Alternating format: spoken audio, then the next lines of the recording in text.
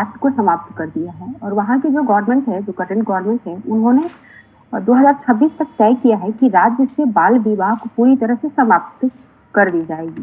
ठीक है, तो इस तरह की टारगेट फिक्स करने वाली शायद असम पहला स्टेट है, तो ये इम्पोर्टेंट हो जाता है। इसको याद रखेंगे कि असम गवर्नमेंट के द्वारा वहाँ की विधानसभा के माध्यम से असम मुस्लिम मैरिज एक्ट को समाप्त कर दिया गया है। साथ ही 2026 तक राज्य से बाल विवाह को पूरी तरह से समाप्त करने का भी एक लक्ष्य निर्धारित किया गया है।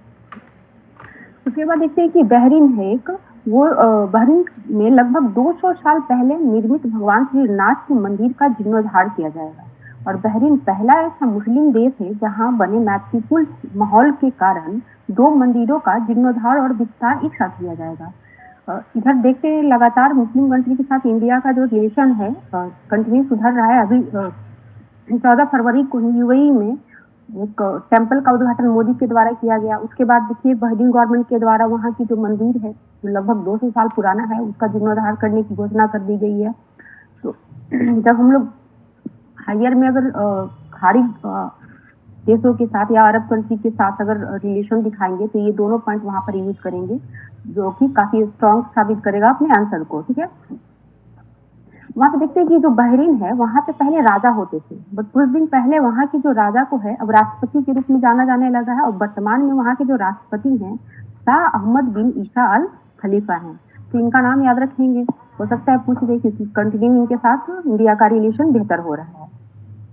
उसके बाद देखिए कि पीएम मोदी के द्वारा कल 27 राज्यों और केंद्र शासित प्रदेशों के 554 रेलवे स्टेशनों के पुनर्विकास का शिलान्यास किया गया है, जिसमें से 33 जो रेलवे स्टेशन है वो बिहार के हैं।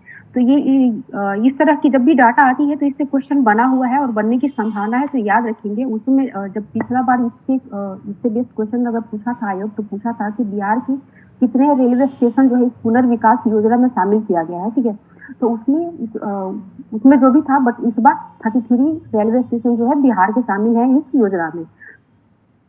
इसके बाद देखते हैं कि ये जो मौका था जब ये उद्घाटन कर रहे थे 554 रेलवे स्टेशनों का, तो उस समय पीएम द्वारा रंगपो में, ये रंगपो जो है सिक्किम में है, रंगपो में सिक्किम के पहले रेलवे स्टेशन की आधारशिला रखी गई है। तो एमबीबीआई ये हो जाता है, हो सकता है पूछ दे कि सिक्किम के किस स्थान पे वहां की पहली रेलवे स्टेशन के विकास का शिलान्यास पीएम द्वारा किया गया है। उस जगह का नाम है रंगपो। बहुत इंपॉर्टेंट है, इसको याद ही रखेंगे आप लोग। ठीक है, अब बिहार में जो 33 रेलवे स्टेशन का पुनर्विकास किया जाएगा, उसके साथ 68 रोड ओवरब्रिज और अंडरपास निर्माण की भी घोषणा पीएम द्वारा की गई है। तो ये भी इंपॉर्टेंट है, दोनों डाटा याद रखना होगा, खासकर जो बिहार से रिलेटेड है। ठीक है, उसके बाद देखते हैं कि हमारे जो गजल सम्राट के नाम से जाने जाते हैं पंकज उधास, उनका कल डेथ हो गया है। ठीक है, तो इनका जो जन्म है गुजरात में हुआ था और 26 फरवरी को इनका डेथ हुआ है। याद रखेंगे, अभी जब यूपी में आरओ की एग्जाम हुई तो वहां पे क्वेश्चन पूछने का जो पैटर्न था काफी चेंज था। उन्होंने देश से पूछा था, बट उन्होंने दे दिया था कि इसको मतलब सजाइए असेंडिंग वे में कि कब कब किसका किसका डेथ हुआ था। जब तक आप याद नहीं रखेंगे कि किनका डेथ किस मंथ में हुआ या किस डेट में हुआ, तो आप उसको नहीं बना सकते हैं। तो ये देखिए, आयोग जो है कुछ ना कुछ नया करते रहती है, तो आपको डेट के साथ अब याद रखना होगा। केवल ये याद रखने से काम नहीं चलेगा कि इनकी डेट हो गई है। अब कब हो रही है, फरवरी में हो रही है, जनवरी में हो रही है, कब हो रही है, वो याद रखना होगा आपको। ठीक है, तो याद रखेंगे 26 फरवरी को पंकज उधास की डेथ हुई है और ये गजल सम्राट के रूप में जाने जाते थे और इनको 2006 में पद्मश्री से नवाजा गया था। ये भी इम्पोर्टेंट है, कभी कभी आयोग पूछ देती है कि कब इनको पद्मश्री या जो भी इनको पुरस्कार मिला था तो किस ईयर में दिया गया था। याद रखेंगे 2006 में मिला था इनको। उसके बाद देखते हैं कि पेटीएम को लेकर काफी इधर विवाद चल रहा था, तो उस विवाद के मद्देनजर उसके जो संस्थापक हैं और अभी वर्तमान में पेटीएम पेमेंट्स बैंक लिमिटेड के जो चेयरमैन हैं जय शेखर शर्मा, वो अपने पद से इस्तीफा दे दिए। तो हो सकता है इसके बारे में पूछ दे, तो इनका ही नाम याद रखेंगे आप। ठीक है, एक और न्यूज मतलब कंटिन्यू इधर हाईलाइटेड हो रहा है कि इंडियन गवर्नमेंट जो है 1959 में हमारी एक माप तौल की जो प्रणाली थी फीट पाउंड, ठीक है, उसको उन्होंने बैन कर दिया था। बट अभी भी बहुत सारे ये दुकानों के माध्यम से ये जो माप तौल की ये जो प्रचलित पद्धति है उसका यूज किया जा रहा है। तो इसी में बताया जा रहा है कि एक यहाँ पे एक्ट है, विधिक माप विज्ञान अधिनियम, यानी द लीगल मेट्रोलॉजिकल एक्ट 2009, इसके माध्यम से इसको बैन लगाया गया है। ठीक है, इसमें बताया गया है, इस एक्ट में बताया गया है कि अभी जो वर्तमान में भारतीय मतलब दुकानदारों दुकानदार जो है वो केवल ईसाई पद्धति का यूज करके कोई भी माप तौल करेंगे। और ये अधिनियम जो है 2009 में लाया गया था, तो याद रखेंगे, हो सकता है पूछ दे कि ये एक्ट कब लाया गया था, 2009 की है। और इस एक्ट की एक धारा जो है 33, उसके माध्यम से अगर कोई भी दुकानदार ये ईसाई पद्धति के अलावा किसी अन्य मापतौल की इकाई का प्रयोग करते हैं तो उनके 10,000 तक की जुर्माना होगी। और इस एक्ट के अनुच्छेद 11 जो है अन्य मानकों को अवैध घोषित करता है। तो वर्तमान में ये काफी पॉपुलर हो गया है, तो इसको याद रखना होगा कि ये जो ईसाई के अलावा जो अन्य पद्धतियां हैं उसको कब बैन की गई थी सेंट्रल गवर्नमेंट के द्वारा, और किस एक्ट के माध्यम से इसको अवैध घोषित किया गया है, और जुर्माना की व्यवस्था है। तो ये दोनों याद रखेंगे। उसके बाद देखेंगे कि पिछले कुछ दिन से नई दिल्ली में एशियाई ट्रैक साइकिल चैंपियनशिप का आयोजन किया जा रहा था, ये इंदिरा गांधी इंडोर स्टेडियम में। तो उसका समापन हो गया है, उसका मेडल टेल हम लोग देखते हैं। इसमें जो इंडिया है 4th स्थान इनको मिला है। इन्होंने 9 स्वर्ण जीता है, 6 रजत और 3 कांस्य पदक जीते हैं। ये जो टोटल इंडिया के द्वारा जो 18 मेडल जीता गया है उसमें से 8 स्वर्ण और 4 रजत पदक जो है वो पैरा राइडरों के द्वारा जीता गया है। ठीक है, तो ये याद रखेंगे। हो सकता है इसको मतलब ये पूछ ले कि पैरा राइडर है वो कितने टैली मतलब मेडल जीते हैं, तो वो हो जाता है टोटल 8 स्वर्ण और 4 रजत पदक, यानी टोटल 12। 18 में से 12 जो है पैरा राइडरों के द्वारा जीता गया है। पहला स्थान इस चैंपियनशिप में मलेशिया को मिला है, दूसरा जापान, तीसरा कोरिया को, और चौथे नंबर पे इंडिया है। ठीक है, उसके बाद देखते हैं कि सेंट्रल गवर्नमेंट के द्वारा एक मॉडल डेवलप की गई है, उसका नाम गर्भिणी GA2 है। ठीक है, तो ये क्या है इसके बारे में देख लेते हैं। काफी मतलब ये साइंस एंड टेक का क्वेश्चन बनने की संभावना है ये। ठीक है, वैसा करने वाले इंडिया पहला कंट्री है। इसको देखते हैं। ये IIT मद्रास और translation health science and technology institute, ठीक है, फरीदाबाद के शोधकर्ता जो संयुक्त रूप से पहला भारतीय आबादी को ध्यान में रखकर एक भ्रूण की उम्र तय करने वाली मॉडल AI मॉडल डेवलप की है, जिसका नाम गर्भिणी GA2 है। ठीक है, ये जो मॉडल है गर्भवती महिला में उसकी पहली और सॉरी नीतीश जी आप अपना वीडियो ऑफ कर लीजिए थोड़ा।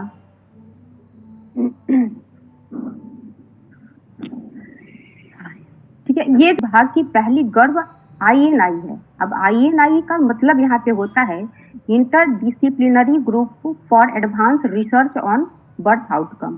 तो ये INI का मतलब क्या है ये याद रखना होगा। ये मॉडल किससे संबंधित है ये याद रखना होगा। और ऐसा मतलब इंडिया में पहली बार हुआ है जिसके माध्यम से जो बच्चा पेट में पल रहा है उसके एग्जैक्ट जो मतलब उम्र है उसका पता इस मॉडल के द्वारा लगाया जाएगा। तो हो सकता है साइंस टेक में इससे क्वेश्चन देखने को मिले, तो ये याद रखेंगे गर्भिणी GA2 मॉडल। ठीक है, उसके बाद देखते हैं कि कृत्रिम AI नामक एक चैटबॉट डेवलप की गई है इंडिया में।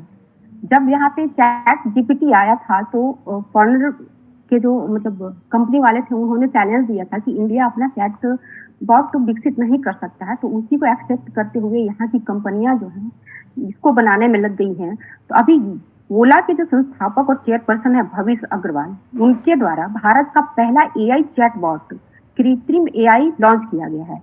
यह ओपन AI के GPT और गूगल के जैमिनी को टक्कर देगा। ठीक है, यह जो चैटबॉट है अंग्रेजी, हिंदी, तमिल, बंगाली, मराठी, कन्नड़, गुजराती और यहाँ तक कि इंग्लिश, यानी कि वैसे शब्द जो हिंदी और इंग्लिश दोनों को मिलाकर लिखे जाते हैं उसके सहित टोटल 10 से अधिक भारतीय भाषाओं में यूजर्स को मदद करेगा। काफी इंपॉर्टेंट है। इससे हो सकता है पूछ दे कि अपना जो इंडियन चैटबॉट है वो किस किस लैंग्वेज में वर्क कर सकती है।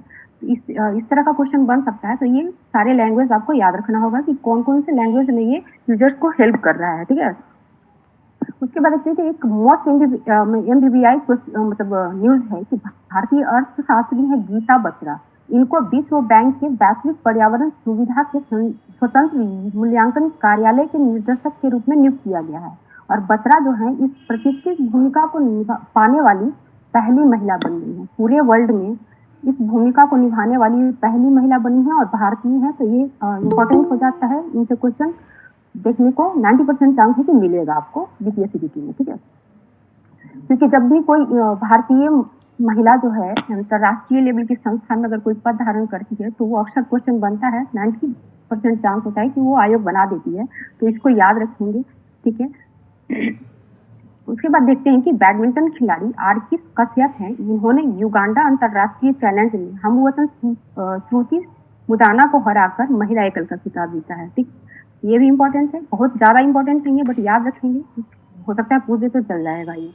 ठीक है, उसके बाद देखते हैं कि फिलिस्तीनी प्रधानमंत्री मोहम्मद ये समेत पूरी वहाँ की गवर्नमेंट है वो इस्तीफा दे दी है। इनका कहना है कि इजराइल के हमले से फिलिस्तीन में जो है वो नरसंहार मचा हुआ है, यहाँ के लोग भूखे हैं, इसकी जिम्मेदारी मतलब इस सिचुएशन से वो फिलिस्तीनियों को बाहर नहीं निकाल पा रहे हैं, तो इसके एवज में उन्होंने वहाँ की जो गवर्नमेंट है पूरी तरह से इस्तीफा दे चुकी है। ठीक है, तो इसको भी याद रखेंगे।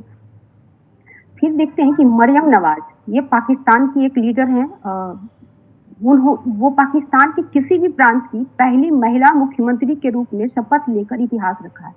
अभी तक पाकिस्तान में कोई भी महिला जो है मुख्यमंत्री के तौर पर कार्य नहीं की थी, पहली ये महिला है जो पंजाब प्रांत की मुख्यमंत्री बनाई गई है। ठीक है, तो पड़ोसी देश में कुछ भी इस तरह की महिलाओं से संबंधित मतलब होता है कुछ भी डेवलपमेंट, तो क्वेश्चन बनती है इंडिया में, तो याद रखेंगे पहला पाकिस्तान की सीएम के रूप में नियुक्त होने वाली जो लेडीज हैं वो मरियम नवाज है।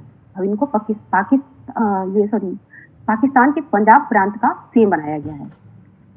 उसके बाद देखते हैं कुछ बिहार से संबंधित news. Bihar real estate regulatory authority यानी रेरा का जो अध्यक्ष है आईएएस विवेक कुमार सिंह को बनाया गया है। जब ये मैचिंग बहुत सारा मतलब विकल्प के साथ ये लोग देते हैं कि किनको किनको क्या बनाया गया है, तो उसमें संभावना है कि इनसे क्वेश्चन बने, क्योंकि रेरा यहाँ की बहुत अच्छा इंस्टीट्यूशन है और काफी डेवलपमेंट में हेल्प करती है। तो इसको याद रखेंगे कि रेरा के जो वर्तमान अध्यक्ष बनाए गए हैं वो विवेक कुमार सिंह हैं और ये आईएएस ऑफिसर हैं। ठीक है, उसके बाद देखते हैं कि बिहार सरकार स्टार्टअप इकोसिस्टम को बढ़ावा देने के लिए सिडबी के साथ समझौता की है। ठीक है, ये क्वेश्चन भी बनने की संभावना है, इसको याद रखेंगे कि यहाँ की जो भी स्टार्टअप कंपनियां होगी उसको डेवलप करने के लिए सिडबी के माध्यम से उनको फंड अवेलेबल कराएगी यहाँ की गवर्नमेंट। उसके बाद देखते हैं कि science and research engineering board Bharat को समर्पित एक शोध रिपोर्ट में बताया गया है कि बिहार के 5 प्रमुख शहरों के भीतर रात में तापमान जो है वो बढ़ जा रहा है। ये जो प्रवृत्ति है पहले गर्मी में देखी जाती थी, बट अब ये ठंडा में भी इस वर्ष देखी गई है ये प्रवृत्ति। दिन का तापमान कुछ होता है और रात में तापमान बढ़कर कुछ और हो जाता है। यहाँ तक कि पटना, गया, पूर्णिया, भागलपुर और मुजफ्फरपुर ये 5 शहर है जिसपे ये रिपोर्ट प्रकाशित किया गया है। यहाँ पे देखा जा रहा है कि इनके सिटी के अंदर कुछ तापमान है और सिटी से जैसे ही बाहर निकलेंगे वहां का टेम्परेचर कुछ हो जाता है। तो इसका जो कारण बताया गया है, इसका प्रमुख कारण है बेतरतीब तरीके से शहरीकरण का विस्तार और प्रदूषण। ठीक है, तो जब आप ग्लोबल वार्मिंग से संबंधित क्वेश्चन डील करेंगे मेन में, या पोल्यूशन से संबंधित क्वेश्चन आप डील करेंगे, तो इस पॉइंट को आप वहां दिखाएंगे कि किस तरह से पोल्यूशन और ग्लोबल वार्मिंग की वजह से यहाँ की जो शहरें हैं बेहाल होते जा रही हैं, वहां पे कंटिन्यू जो है तापमान फ्लक्चुएट कर रहा है और किस तरह से आम जो पब्लिक है वो प्रभावित हो रहे हैं। साथ में जब बेतरतीब शहरीकरण से संबंधित अगर क्वेश्चन है तब भी आप वहां पे दिखाएंगे कि इसकी वजह से भी ये समस्या यहाँ की शहरों में देखी जा रही है। ठीक है, और शहरीकरण पे कंटिन्यू वे लोग क्वेश्चन पूछते हैं, पोल्यूशन से भी आता है, तो ये पॉइंट बहुत अच्छा होगा, आप इसको मतलब वहां पे डिकोड कर सकते हैं। ठीक है, उसके बाद हम लोगों ने कल देखा था एक सर्वेक्षण पर रिपोर्ट दिया गया है जो पारिवारिक उपभोग व्यय सर्वेक्षण था। ठीक है, तो कल हम लोगों ने देखा था कि इंडिया का उसमें क्या पोजीशन है, आज हम लोग देखेंगे कि बिहार का उसमें क्या पोजीशन है। तो ये जो रिपोर्ट तो प्रकाशित हुआ है वो लगभग 11 वर्ष के बाद प्रकाशित हुआ है। 2011-12 में प्रकाशित हुआ था और अब 2023-24 में हुआ है। ये बीच में 17-18 में ये सर्वेक्षण कराया गया था, बट आंकड़े जो है गलत थे, उससे विवाद उत्पन्न हो गया था जिसके कारण से वो पब्लिश नहीं हो पाया। ठीक है, तो हो सकता है ये पूछ दे कि कब इस तरह की सर्वेक्षण बीच में कराई गई थी जिनका रिपोर्ट पब्लिश नहीं किया गया था, तो वर्ष था वो 17-18। ठीक है, तो इस रिपोर्ट में ये बताया गया है कि बिहार के गांवों में औसत मासिक एमपीसीई जो है यानी प्रति व्यक्ति उपभोग व्यय वो 3,384 है, जो राष्ट्रीय स्तर पर 3,773 है। ठीक है, बिहार के ग्रामीण मासिक उपभोग व्यय जो पड़ोसी राज्य हैं, हमारे पड़ोसी राज्य उसमें अधिक है, लेकिन शहरी उपभोग व्यय जो है वो पड़ोसी राज्यों से सबसे कम है बिहार का। ठीक है, इसमें बताया जा रहा है कि शहरी क्षेत्र का एमपीसीई जो है बिहार में वो पड़ोसी राज्यों की तुलना में काफी कम है, और बिहार के शहरी क्षेत्र में जो खर्च करने का औसत औसत जो है वो 4,768 है, जो राष्ट्रीय स्तर पर 6,459 रुपया है। ये सारा आपको याद रखना होगा, खासकर ये जो बिहार में कितने ग्रामीण क्षेत्र के लोग औसत कितना खर्च कर रहे हैं और शहरी क्षेत्र के लोग कितना औसत खर्च कर रहे हैं पर मंथ, वो आपको याद रखना होगा। और साथ में राष्ट्रीय लेवल दोनों को कंपेरिजन करते हुए याद रखना होगा, क्योंकि इसका यूज आप मेन में बहुत करना होगा इसका, और देंगे ही देंगे, क्योंकि ये हाल का रिपोर्ट है। ठीक है, इसी में बताया गया है कि 2011-12 में यहाँ के ग्रामीण क्षेत्र में कुल मासिक खर्च में खाने पीने की जो हिस्सेदारी थी 52.9% थी, जो 2022-23 में घटकर 46.4% हो गई। ठीक है, और ये जो हिस्सेदारी है शहरी क्षेत्र में 42.6% से घटकर 39.2% हो गई है।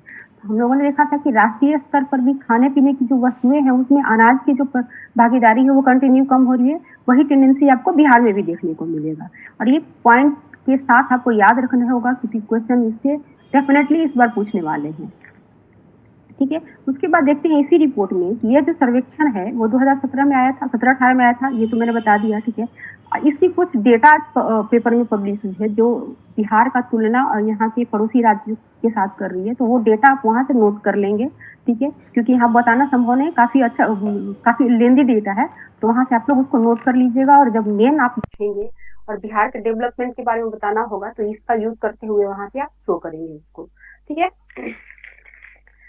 उसके बाद देखते हैं कि यहाँ पे 2020 में जब कोरोना शुरू हुआ था, तो बिहार गवर्नमेंट के द्वारा बाल सहायता योजना की घोषणा की गई थी। ये जो योजना है बेसिकली उनके लिए था जिनका कोरोना के समय माँ पापा का दोनों का डेथ हो गया था। तो वैसे बच्चे जो 0 से 18 वर्ष के बीच में थे, उनको प्रति माह 1,500 रुपया देने का इसमें प्रावधान था।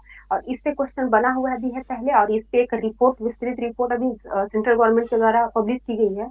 तो ये बनेगा भी, मान लीजिए पीटी में नहीं बनेगा, तो आप जब मेल लिखेंगे और बिहार के स्कीम के बारे में दिखाएंगे, तो वहां पे जब वो सुझाव मांगेंगे, तो ये रिपोर्ट जो लाई गई है इसका प्रेफरेंस देते हुए आप वहां पे बताएंगे कि किस तरह यहाँ जो योजना चल रही है उसको, उसकी मतलब बहुत अच्छे से मॉनिटरिंग करने की जरूरत है। तो इसमें बताया जा रहा है कि बिहार सरकार का ही आंकड़ा है, ये बताता है कि वित्तीय वर्ष 2023-24 में इस योजना के तहत सरकार द्वारा 15 लाख रुपए उपलब्ध कराया गया है। लेकिन यहाँ की जो ऑफिसर्स हैं उनकी कमी की वजह से बच्चों को मात्र 15 लाख में से 4.95 लाख रुपए ही बांटे गए। ठीक है, जो कि इसके आधे से भी कम है। आधे से ये बता रहा है कि किस तरह से यहाँ की योजना जो है उसका इम्प्लीमेंटेशन कितने खराब स्तर से हो रहा है। इसमें बताया गया है कि वर्तमान में मात्र 81 बच्चे को इस योजना का लाभ दिया जा रहा है। क्या बिहार में कोरोना के समय केवल 81 ही बच्चे थे जिनके माता पिता दोनों की डेथ हुई थी? ऐसा पॉसिबल नहीं है। तो ये कमी दिखा रहा है कि किस तरह की योजना तो बना जाती है, बस उसको धरातल पर नहीं जाया जा रहा है। ठीक है, और ये जो 81 बच्चे हैं जिनको दिया जा रहा है, उनमें से मात्र 60 बच्चे को दिसंबर 2023 तक अनुदान दिया गया है। ठीक है, और इस योजना के क्रियान्वयन के लिए जो नोडल अधिकारी बनाए गए हैं वो डीएम को बनाया गया है। तो ये जो आंकड़े दी गई है गवर्नमेंट के द्वारा, तो इसका उपयोग आप मेल में करेंगे और दिखाएंगे कि किस तरह यहाँ की जो मतलब अफसरशाही है उसकी शिथिलता की वजह से यहाँ की योजनाएं फेल हो रही है। तो किस तरह से इसको गवर्नमेंट को मतलब प्रॉपर उसकी मॉनिटरिंग कर उसकी सफलता को सुनिश्चित करेंगे ताकि बिहार का डेवलपमेंट अच्छे से हो। ठीक है, हाँ, और इस योजना में एक और मतलब पॉइंट है कि ये जो योजना है 0 से 18 वर्ष, इस योजना का लाभ वैसे पर्सन लेंगे जो 0 से 18 वर्ष के हैं, लेकिन ये इस योजना का जो मतलब एक अपर लिमिट है, एज लिमिट है, वो 23 वर्ष है। तो ये भी याद रखेंगे, हो सकता है क्वेश्चन में पूछ ले ये। उसके बाद देखते हैं कि उच्च शिक्षा में नवाचार और शोध को बढ़ावा देने के उद्देश्य से बिहार गवर्नमेंट की जो शिक्षा विभाग है इसकी ओर से नए वित्तीय वर्ष यानी 2024-25 में स्टेट लेवल फेलोशिप देने की योजना लागू की जाएगी। ठीक है, तो ये क्या है, ये जो फेलोशिप है वैसे विद्यार्थियों को दिया जाएगा जो नेट तो उत्तीर्ण कर लिए हैं लेकिन यूजीसी से उनको जेआरएफ नहीं मिल रहा है। तो उस तरह के जो स्टूडेंट है और शोध करना चाहते हैं और पैसे की कमी है, तो उनको स्टेट गवर्नमेंट जो है पैसे प्रोवाइड कराएंगे। यहाँ पे जो प्रति वर्ष जो है विभिन्न सब्जेक्ट में प्रति वर्ष जो है 400 से 450 बच्चों का सिलेक्शन किया जाएगा इस फेलोशिप के लिए, और प्रति बच्चा जो है 10 से 12,000 रुपया उनको ऑनलाइन ट्रांसफर किया जाएगा।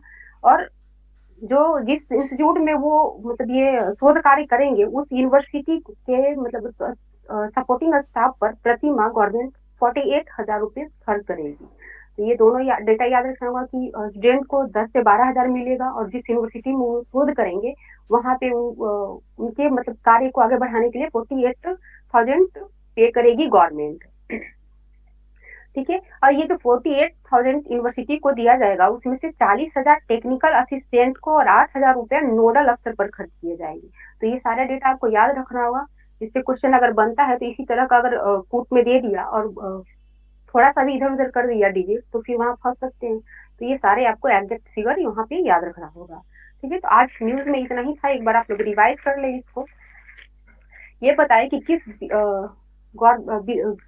स्टेट की विधानसभा में वहां की जो मुस्लिम मैरिज एक्ट है उसको समाप्त कर दिया गया है? आसाम। असम। बहुत बढ़िया। हाँ, ये बताइए कि असम के द्वारा किस वर्ष तक बाल विवाह को पूरी तरह से समाप्त करने का लक्ष्य निर्धारित किया? 2026। बहुत बढ़िया। अभी एक पीएम मोदी के द्वारा 27 राज्यों और केंद्र शासित प्रदेशों में कुछ रेलवे स्टेशन के पुनर्विकास की योजना जो है शुभारंभ की गई है। तो ये टोटल कितने रेलवे स्टेशन है जिनका पुनर्विकास किया जा रहा है? 524। 524 नहीं 54, 554। ठीक है, इसमें से कितने स्टेशन बिहार से संबंधित है? 33। हाँ, बहुत बढ़िया। अभी हाल में मतलब 26 फरवरी को एक गजल गायक है, उनका निधन हुआ, उनका नाम क्या है? पंकज उधास। हाँ, पंकज उधास। अब ये बताइए कि सेंट्रल गवर्नमेंट के द्वारा फीड पम्प जैसे जो नापतोल की जो प्रचलित इकाइयां थी इसको किस वर्ष बैन कर दिया गया था पूरी तरह से?